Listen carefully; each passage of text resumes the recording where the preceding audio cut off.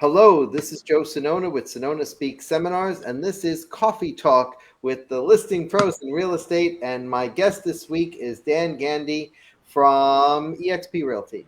How are you, Dan? Doing great. Thank you, Joe. How's things your way? I'm good. I'm good. How's it going with you out there in where you at? In Oregon? Yep, the Oregon market. We're about 2 hours south of Portland. I'm in a booming city of Eugene, home of Oh, the Eugene, Oregon Oregon. Ducks. Nice, very nice. Tell us a little bit about yourself, how you got started in real estate, what are you doing now, where you're heading? Yeah, it's kind of an interesting story. I'll give you the brief version, but grew up in Ohio in the Midwest, and graduated from Kent State University with a degree in advertising. And all my friends scattered like rats across the country to go work at ad agencies.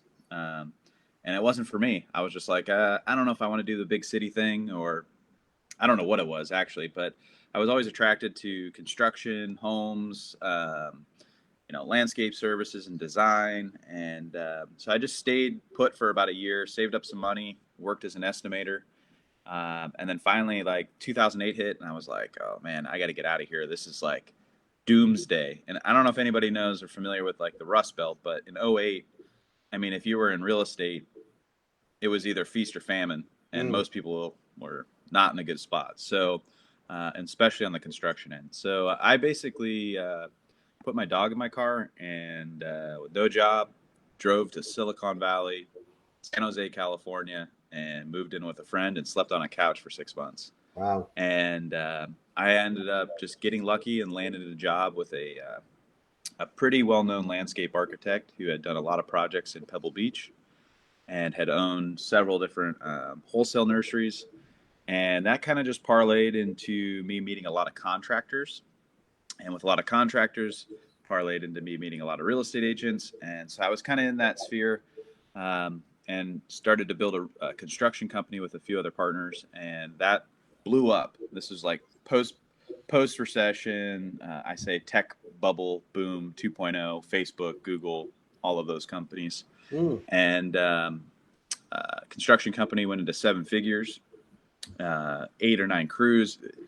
But what was happening is I was getting a lot of referrals from real estate agents, and I was seeing the money they were making, and I was seeing how hard I was working to run projects and deal with the chaos of construction. So, long story short is that partnership, basically they separated, and I was like, I need to get a job, and this is like the first time I've ever had to like apply for a job. So my first job I ever applied for and got was with a guy named Brett Jennings, who owns Silicon Valley Real Estate Experts, who's the number 5 team in California.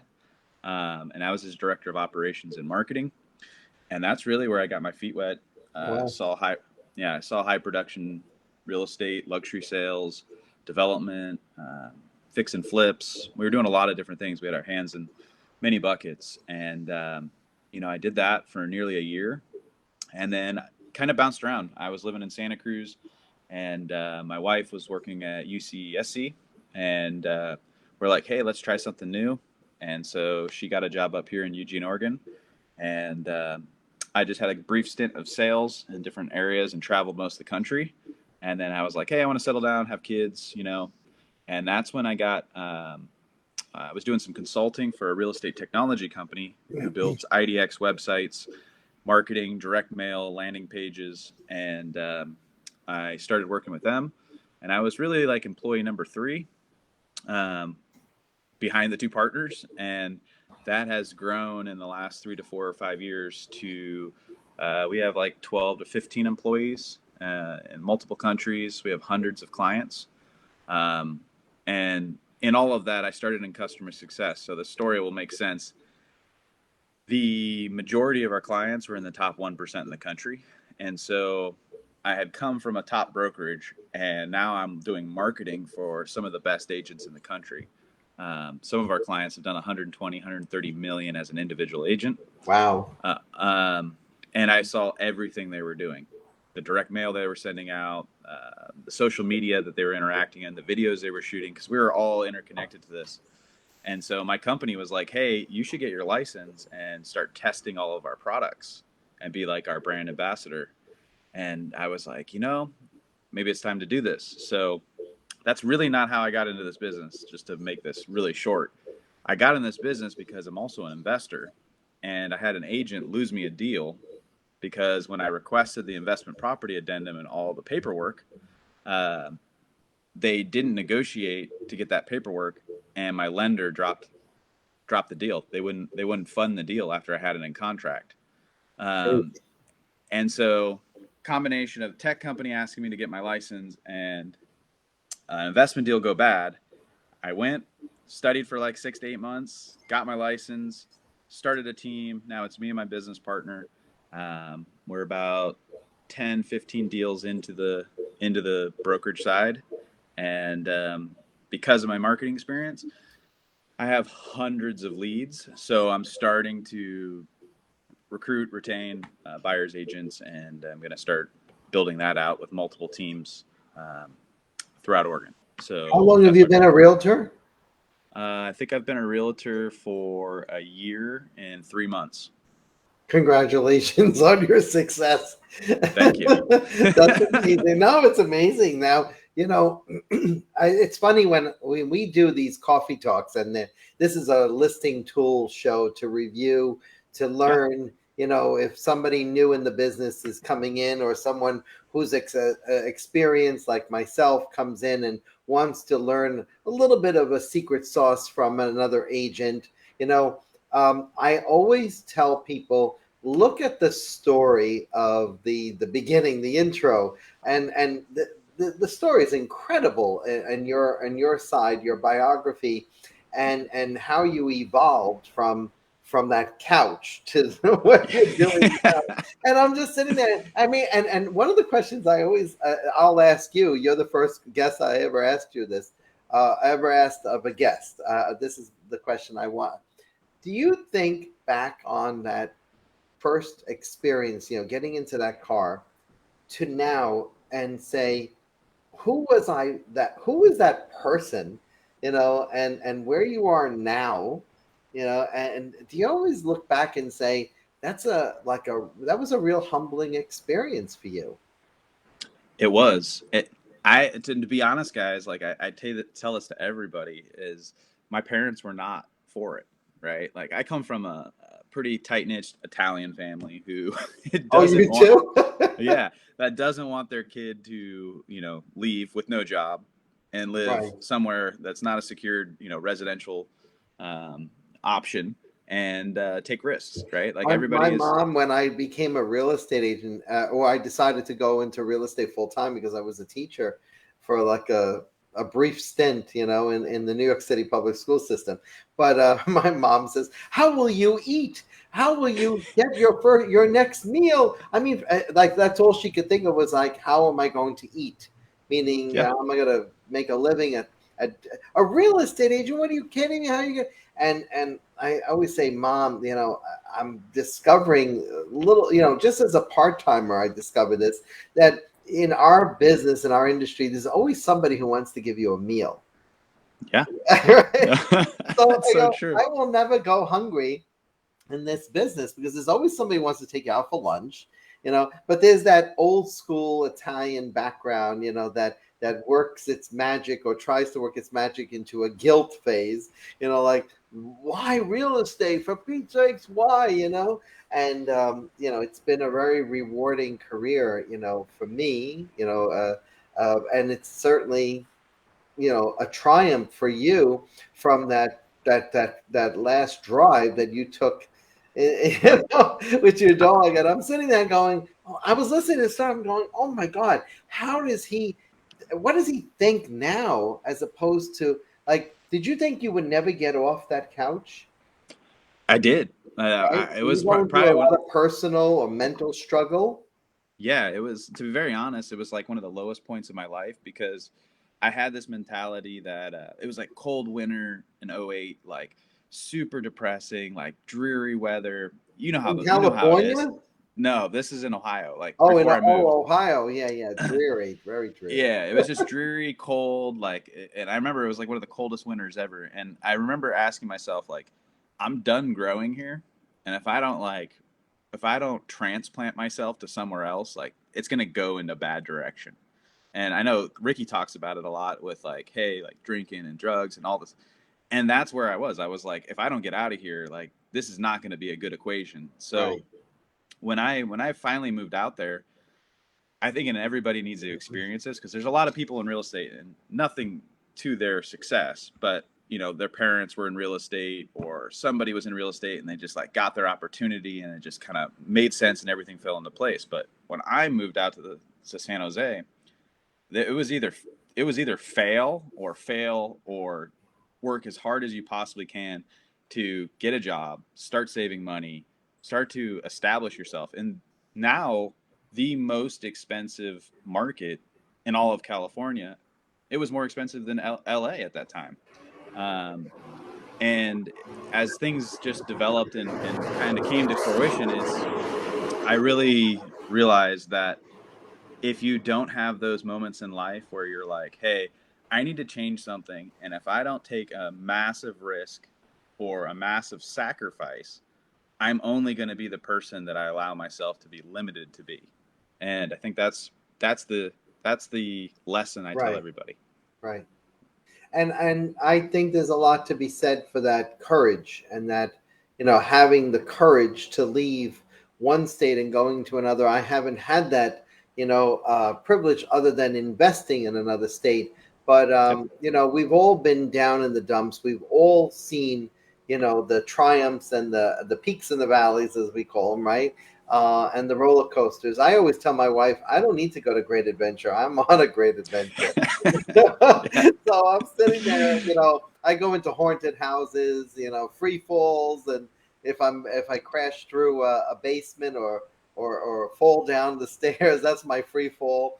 Bungee jumps, I've encountered a lot of great adventure, and one of the purposes uh, of listening or learning is more listening than learning, but you could do both at the same time.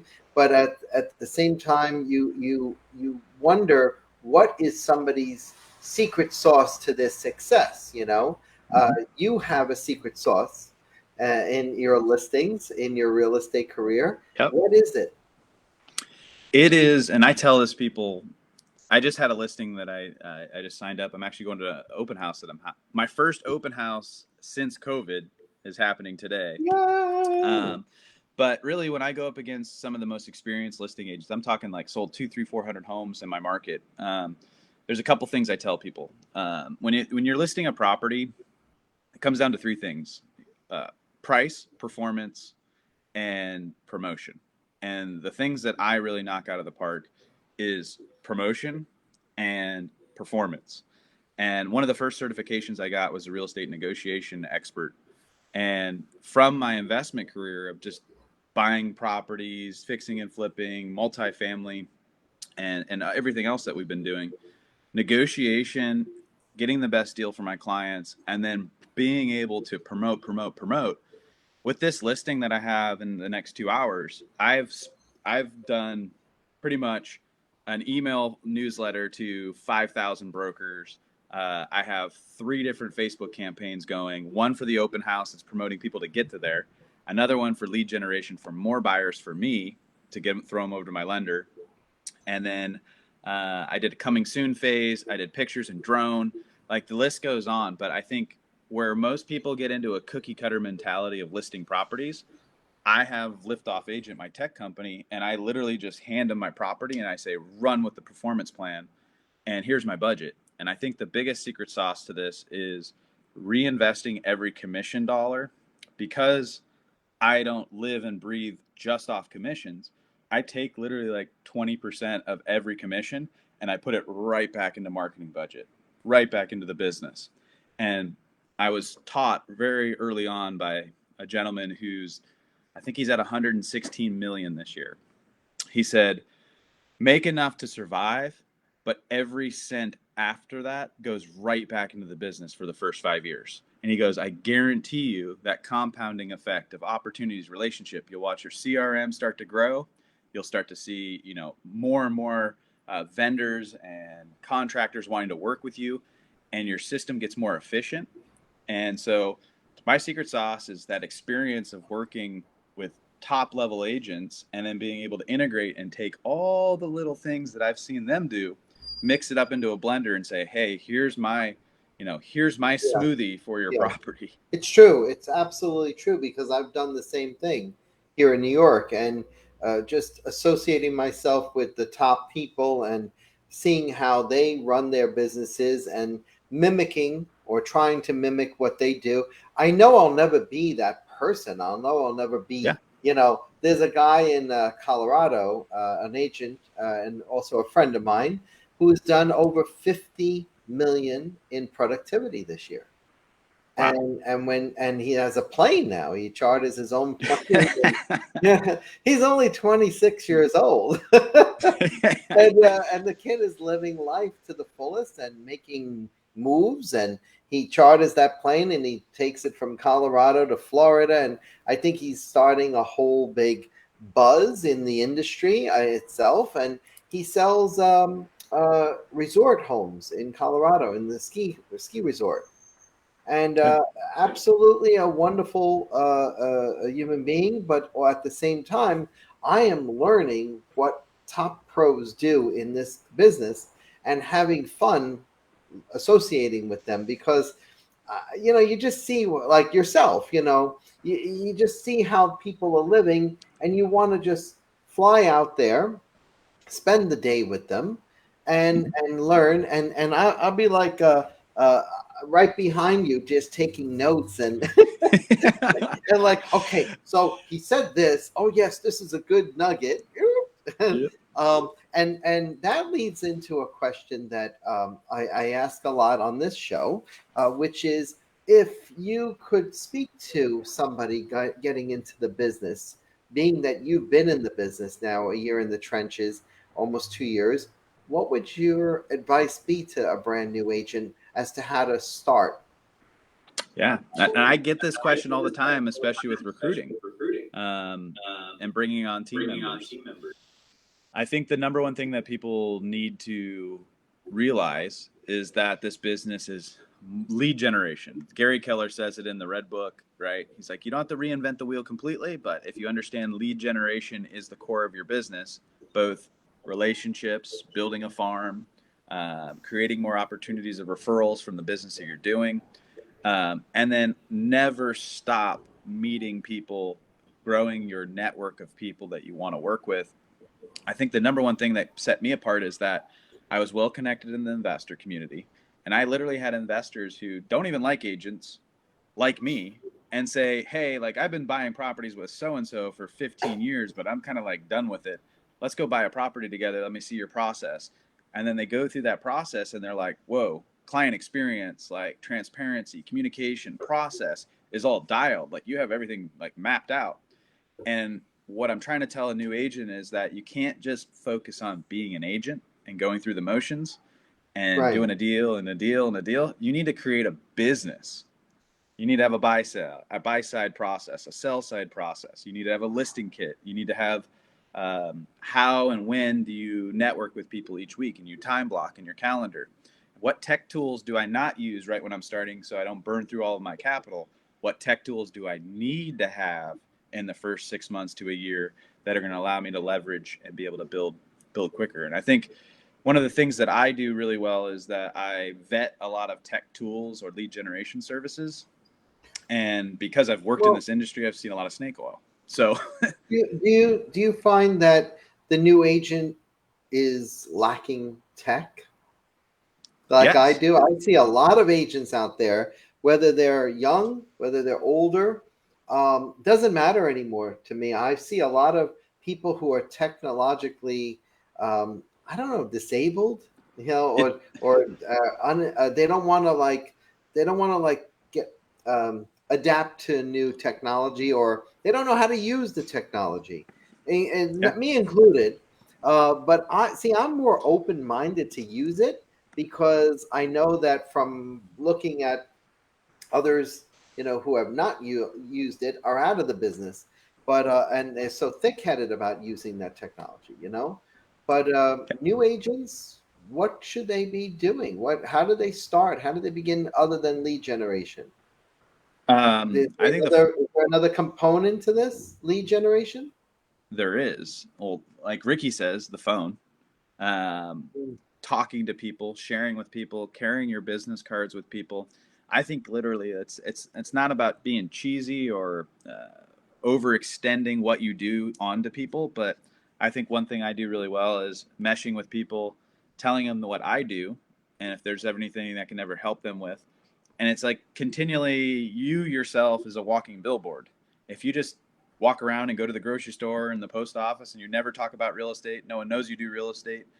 People need to be able That's called a to. secret agent, Dan. Yeah, exactly. Us But being, and we keep talking about Ricky, but we're not mentioning his last name. We're saying Ricky Ricky Caruth, Caruth, yeah, who is a motivational speaker, trainer, coach on YouTube, and perfect for new agents in his yep, Zero to Diamond program because he, he gives away his coaching and free information and scripts for nothing, zero. zero, Right? which is We're the unheard two of. students talking about our teacher. Yeah, no, it's I left a Cush investment brokerage with my mentor, who taught me real estate, who sold me my house, to go work under with Ricky and his team, because I saw the immense value of momentum, but also the fact that here's somebody who, you got to get it from my perspective, is that I'm well connected in the real estate technology area. I know CEOs of CRMs, marketing companies. I mean, if you looked at my LinkedIn, Tom Ferry is a personal contact. Like, there's several We did your dynamics. research. Yeah, there's I did several my dynamic. research. There's You several you you dynamics. have good contacts, amazing contacts. I You appreciate that. see, you have contacts on the that end, and I have contacts on the educational end. Imagine if we put our true minds together, TNT. Uh, Yeah. No. so what technology do you personally use on your listings Yep. So I to market use properties? Any special ones? yeah, I use Zip My Flyer for all of the getting into the inbox of brokers and kind of poking the bear to let them look at my listings. I use Facebook and Instagram campaigns to promote listings, lead generate. I use KV Core and Inside Real Estate to really set up the lead generation campaigns around those listings. I use High Note IO. Shout out to Mark Chewy, who's just been an amazing growth partner with me, and helping me get the right information to the right people What in the is right High segments. Note IO?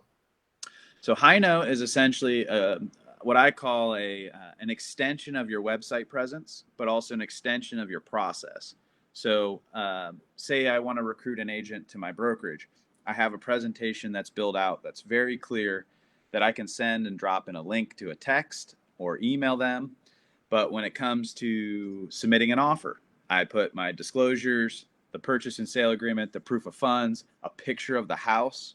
And I just FYI, I just won a big investment deal by using High Note, because when I submitted my offer, the agent calls me back and they're like, I have never seen the tool you just sent me your offer on. Like, it was a picture of it looked like a website for the house that you're offering on. And it had all the stuff, like pretty much organized in a really clean process. And I use it for offers. I use it for when somebody fills out a CMA request. I shoot a video, I embed it into the High Note presentation, and then I include Zillow, Redfin, Trulia, the RPR, my marketing agency, my process, my credentials, uh, my reviews, and I send this link via text. So there's no way really of getting around it to like spam filter or ignoring me. They're like, oh, I just requested a CMA. Like, oh, he shot a video talking about my property. Here's a picture of my property. And Wow. so the visibility of that tool, and with my Liftoff Agent website, I wanted to talk about something really quick. The biggest problem that agents have as they progress in their career is that they don't get laser focused on who they help. They're a generalist in the real estate business. And positioning, and what Liftoff Agent, my company, does is that we claim ourselves as the number one positioning agency in real estate. We've worked with so many different types of agents that we see once you're in the business and you're established, and now you have the marketing flexibility to focus on who you like to work with, where you like to work. Is it luxury real estate? Is it probate? Is it only listings, right? In Oh, a it's like geographical a area? niche. Yeah, like a Yeah. niche. And as you Oh, that's grow that, awesome. yeah, when you grow that niche out, it allows you to take your $100 bill of marketing, instead of cutting up into a million pieces and scattering around the city where people are only going to see your sign in some neighborhoods, or if they're searching for best probate real estate agent, and only one or two people come up and you're never there. You start to build video content, you start to build blog content, you start to build a business of expertise. And with my company, it's investors, 80%, 10% to 15% downsizers, which are all the listings. And, most of the listings I have are downsizers moving to retiring, and then 5% relocation, cash buyers moving to Oregon from other states. And I because I see a have, lot of agents going into the media, their own media production yep, companies. Like, do you have something like that, or are you going to go in that direction? Because that's where I I am, see you going. I actually have a U of O engineering student who does all my photography and drone right now, who I'm training to be my listing manager. And I just spoke to him last week about, hey, let's start a photography and videography company in the local market that's specific to real estate agents, mortgage professionals, property management companies, Hmm. and let's build it in a way where you're the entrepreneur. I'll back you and support you either with funds or process or connections. But really, in all of this, it doesn't matter if you own a tech company or you're trying to vertically integrate, right? I think the biggest problem is that if people don't know you as an expert in anything, then you're only relying on referrals to move your That's business true. along. And shout out to one person that I will talk about is my buddy Dev down in the Silicon Valley. He said, you know, you got to run your business like you would never get a referral ever. And if you can do that, you will master real estate. And he's making And a half shout million out dollars a to year. Ricky. Ricky says that if you're not working, you're being selfish to your family. Yep. No, That it's that really got to the core of me, because I'm like, oh my goodness, I gotta get working, I gotta start again, I gotta do this. No, because I felt guilty. As soon as I heard, I'm like, selfish. You're not being, he's you're being very selfish to your family if you're not working real estate. If you're and not working he's with the one real that's estate. got me. He's got the one that kicks me in the ass every time I don't want to make phone calls. Like, Yeah. oh man, I need to roll through this list and kick up some more deals. Or yesterday, just for example, it's like I have some leads that we've talked to. They probably would convert, but we're not hearing back for them. They're kind of like in that what I call stalemate status. What I do, I was listening to something that Ricky was talking about. It was his presentation that he did in, what was that, Nashville, that he recorded. Naturally, this past week, yeah. Yep. Yeah. And I was listening to it, and then I just opened my phone up. I paused. I opened my phone up, and I called every stale nurture that I had. Voicemail, voicemail, voicemail. Finally connected with somebody, and they're like, "Oh yeah, like give me a couple months. Like we just are getting settled in. We're renting right now." But it was that just keep hunting. Just doing it right, just Yeah. doing it. And that's how I start off Monday. I have to be like in full beast mode. You have to be in a mode, and then once you worked, and this goes back to the advice of a new agent. Once you've worked and put yourself out there, and just take a day off, take a couple hours to recharge. But there's too many people taking off and not doing what they're supposed to be doing. They're Yeah. they're like coasting practically. So that leads another question: what advice would you give to an experienced agent like me, and what advice, in general, would you give to an experienced agent? Yeah. Two things. One is whatever you have been doing that has made you successful is great. What are you going to do to now start to build a business of scalability to retire? Because this is the treadmill of real estate. And when you start to get to that mark of 20 years in, Dan, 25 I years, got more braids than you. I got more gray and no more hair over here on my line over here. So, Yeah. this is the best advice you're giving right now to a guy like Yeah. me. But I'm So, still 52, guys. I'm still. so I think, Well, we all know that it is like a Supreme Court nomination.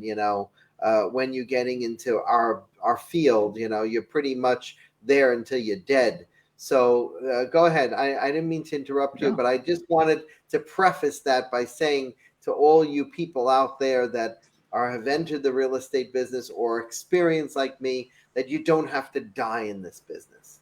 100%. And I was trained that once you get into your 50s in this business, and if you've been, it doesn't matter if you start in your 20s, 30s, or 40s, but once you start to get into your 50s in this business, how do you build a business of revenue share, of commission split, and using those years of experience to guide new agents and mentor new agents to be able to build a brand that is essentially a brand who can be bought and sold by your client list, your repeatable, predictable, scalable True. profit and loss statement, and being able to also be able to mentor the right people who want to potentially buy out your brokerage. And the same gentleman I started with, who's got connections with every multifamily investor, does big deals all the time. When I went to move from his brokerage to EXP, I said, Brad, I'm going to come back. You're 70 years old right now. I'm going to come back in 5 years and I'm going to ask you, give me your entire book of business. I want to buy it. And so all I need you to do in the next 5 years is start slowly introducing me to people within your business and your repeat clients. Train me on everything you need to do commercial and investment wise. And But there let's, are let's, brokers out there. Let's be honest. There are brokers and managers and even experienced agents that are out there that have been doing this for 25, 30 years. And that book of business, just so you know, is not worth what they think it's worth because probably half of the people in that book of business are dead. yeah, no, you're right. It's, That's it's, the, it, that's the reality. I mean, I've lost so many people over the years that what I have done is transition to their family members, to their. I'm serving up yep, 3 generations now, the third generation of yep. that original client who is now either dead or on his or her way to the pearly gates. And I feel that if you don't make that relationship happen and go, you know, into the Further next deeper. generation, your Yeah. business is going to have a lifeline all of its own that's going to die off. And you're going to be waking up one day with gray hair and bald and say, holy crap, I didn't keep in touch with that person's family member or friend or whatever. And that's so important. But the revenue, the retirement, the planning, watching the fruits of your labor finally after so many years of investing into it. And new agents and younger agents don't understand this concept because they think they're invincible and they have a mortality rate that's zero, or a low mortality rate. I blinked, and here we are 30 years later. I think there's one thing that everyone's missing too is use this industry you work in to leverage yourself to be able to use the business to create cash flow. And I think there's hear me out here. And I hope somebody's hearing this that actually I implements hope this. so too. There's so many agents here that are making $250,000 but own zero investment property. They don't even know what a gross rent multiplier is. They don't know what a cap rate is. They don't have VRBO, Airbnb, short-term rental experience. They've been sitting here selling tons of real estate, driving a really nice car, living really cush and going on great vacations, but they've been putting all their money and any extra into a savings account or Right. maybe a stock or bonds or whatever it is. If you make $100,000 every year, and you take say 30,000 of that every single year, and you put it down on an investment property for 30 years straight, you'd be making like probably just rough estimate close to $5,000 to $10,000 a month cash flow. And do the math. You want to retire, your real estate business turns off one day, you're now making a livable wage, 60 to 120,000 just from your That's investment correct. properties. And I That's think correct. that's what I was trained early on, was that we're in this business to help people. We're also in this business to become experts in real estate and look for opportunities so that we can start building a portfolio that's going to help our next generation. So, And the other thing that I don't find is that agents, I mean, real estate agents just do one thing and one thing perfectly, and they do the listings and sales. Then they turn back the clock January 1st or January 2nd. They're doing listings and sales, and they don't do anything to um, create some networks to link into their business that's real estate related. yep. Like I'm an instructor, right? And I link that to my real estate business. I have passive income. I have a relocation network. It's all real estate related. If you really think about all the things that we are bringing into our business model, you as an investor, you have the builders, it's everything you're doing is all real estate related. So I want to end this program with the Yeah. fiduciary duties, as I always do. And the fiduciary duties of Old Car: obedience, loyalty, disclosure, confidentiality, accountability, and reasonable care. All the foundation principles of our business, all very important to our business.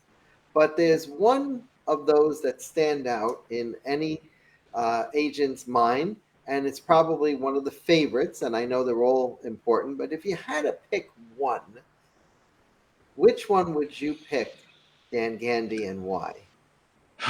That's a good, that's And a I put really good one. everybody in a spot with that Yeah, question. no.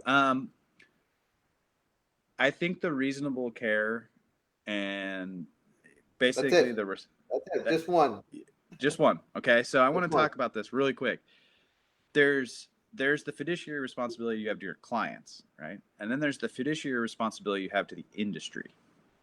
And the biggest disconnect coming from corporate, coming from very organized entrepreneur background, is that when I got into this business, I go, pardon my French, holy shit show. Like, what the hell's happening? Like, you have to remind them 5 times to get paperwork.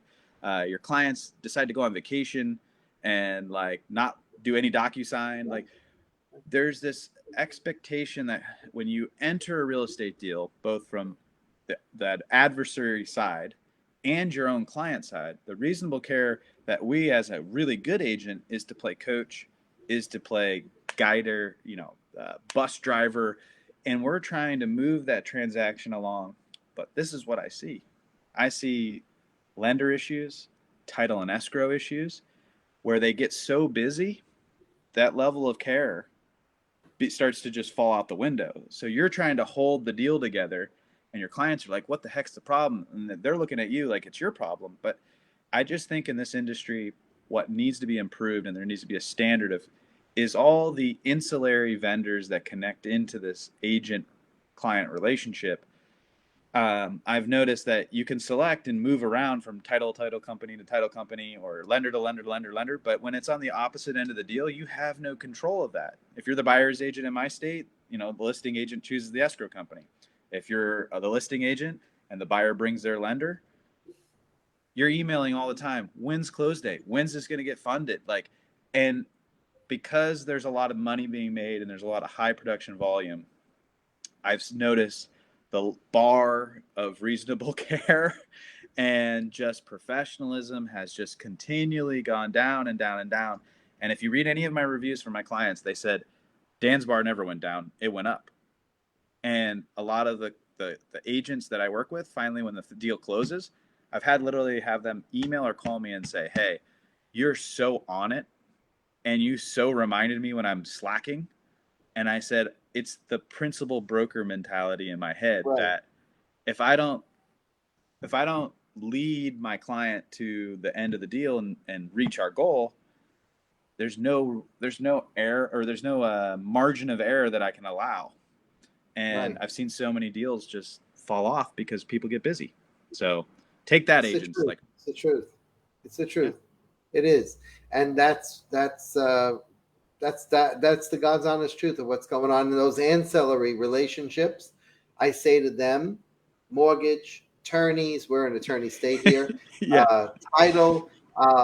Please always understand, if you're viewing this program, that we are a team with you, and we are Yes. not the enemy.